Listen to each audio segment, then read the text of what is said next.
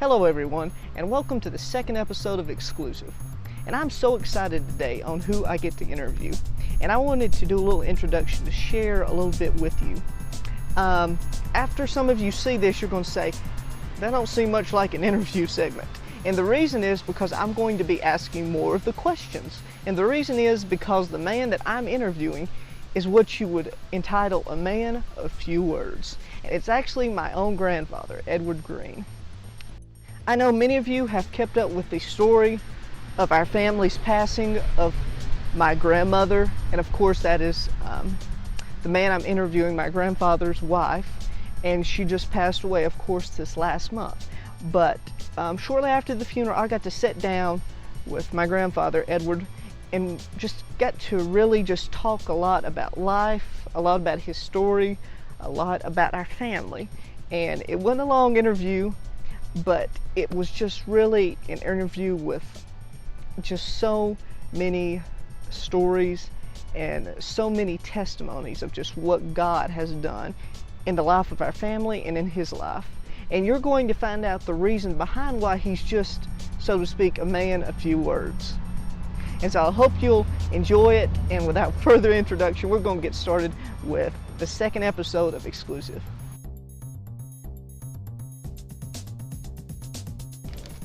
Hello everyone, and welcome today to Exclusive. And I get the honor and the privilege today of interviewing my own grandfather, Edward Green. Now, let's see. You know, this is kind of odd because I don't know whether to call you grandfather or Edward. So this feels odd, so I'll just call you Ed. All right, Edward. Where were you born? Were you born in the state of Mississippi? That's what I was thinking. You came from quite a large family, I believe. How many siblings did you have? Oh, 8. Quite a large family, I believe. So you've got quite a lot of memories of those days. Now, we just went to a reunion here a few weeks back, and we got to see all of the remaining Green family, which you come from. You've got some interesting stories I've heard you tell from the Green family. One especially is of your great, I believe it was your grandfather, who played the guitar and tried to sing. Yeah, he tried to play, but he couldn't play nothing. Off his mess. I remember you said you were laughing so hard your mother had to try to quiet your mouth. Yeah, she had to hide me where he couldn't even see me. Now, a special thing about the Green family is you and one of your brothers, Malcolm Green, and then Malcolm's 2 daughters, you all sang as a family, the Green family, for quite a few years. Yeah. Now, I remember my grandmother talking about y'all sang on actually the radio in Mississippi at one point in time. Mm. So what was the best part of doing all that? That's hard to say.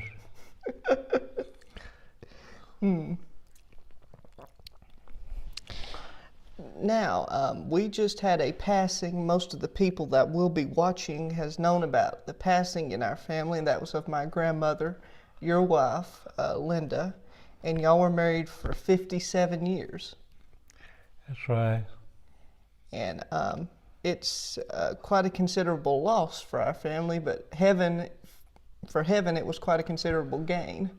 So we've been blessed.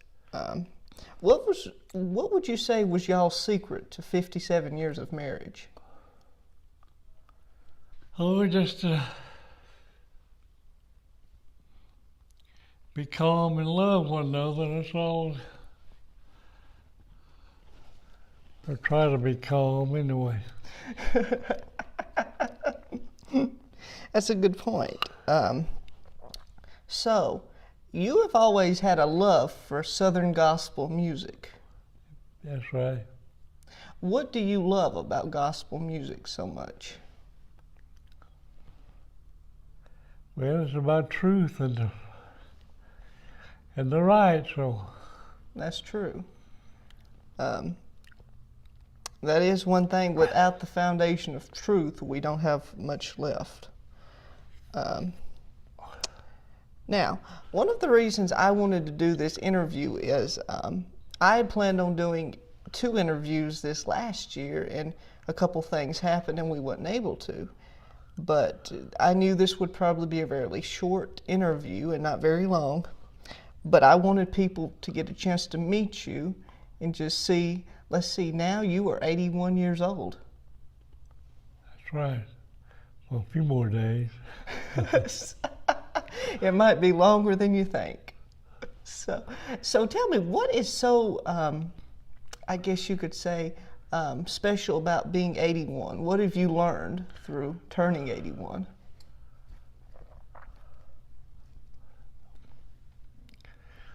I don't know, it's just nice. That's a good point.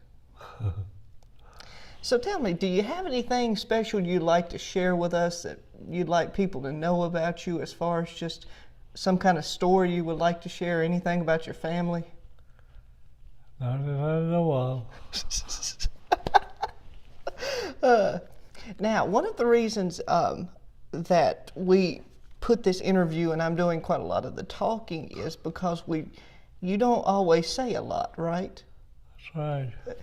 Ever since I've known you as a child, you've never said a lot. We've always just loved each other, but you've just never said a lot. And I always used to ask Mama, I said, why does Papa never say a lot? And she told me, well, you know, his head hurts a lot, even when you sing and even when you talk a lot. And part of the reason that is because you went through a disease called Rocky Mountain Spotted Fever. I believe is the formal thing of bacteria entering into the body through a tick bite. A lot of times it is. And for those of you who are watching that don't know what Rocky Mountain Spotted Fever is, go Wikipedia, any of the other sites, look it up. It's something that started around the 1930s in the Rocky Mountain area of the U.S. And it's still very prevalent today. And it's sad that even with the medications and all of the new antibiotics that they've come out with, still 3 out of every 5 people die from Rocky Mountain Spotted Fever, even today. And this, of course, is the year 2017. And still every 3 out of 5 people die. You were bitten by a tick. This would have had to have been in the 80s. I don't know exactly what year. Somewhere, or maybe 78. It may have been late 70s, early 80s, somewhere then. So you were bitten by a tick. And if I'm not bad wrong, you passed out and hit the floor and a blood clot developed. And they had to rush you to the emergency medical room. And the doctor that was doing the procedure was going to have to take another patient, but he said if he took that other patient into surgery, you would not live. And do you remember any part of that whole ordeal? Oh, I don't know, but he was a good doctor. And he knew what he was doing, so. Now, I believe, now most of what I've done, I've just heard, of course, from my grandmother, your wife, and even from small parts, kind of at certain times from you, from what we've talked about.